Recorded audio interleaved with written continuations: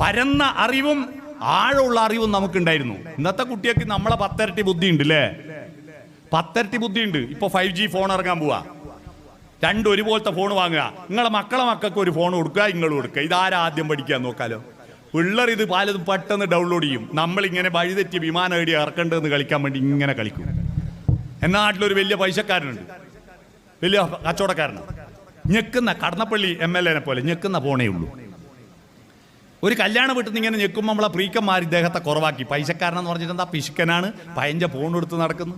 ഇത് ഇയാളെ ഭാര്യ കേട്ട് വീട്ടിൽ പോയി ബഹളം വെച്ച് നിങ്ങൾ ഈ പയഞ്ച ഫോൺ എടുത്ത് നടന്നിട്ട് ഞങ്ങൾ നാണം കെടുക, പഴയ ഫോൺ എടുത്തോളം ഒളിപ്പിച്ച്.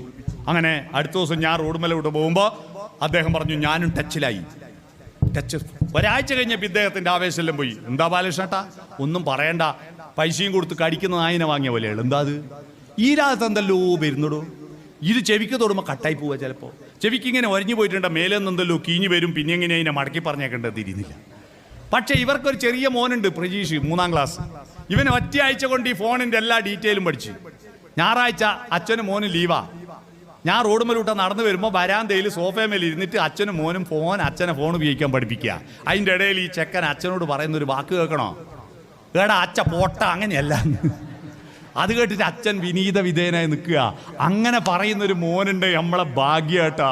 ഏടാ അച്ഛ പോട്ട എന്ന് പറഞ്ഞാൽ അതെന്തൊരു നല്ല അച്ഛമ്മ ബന്ധാ. നിങ്ങൾ ആലോചിക്കട്ടെ, അതെന്തൊരു ആർദ്രതയാ.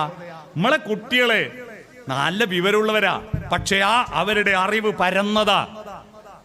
അത് പ്ലസ് അല്ല, മൈനസാ. അത് ആഴമുണ്ടാക്കി കൊടുക്കണം.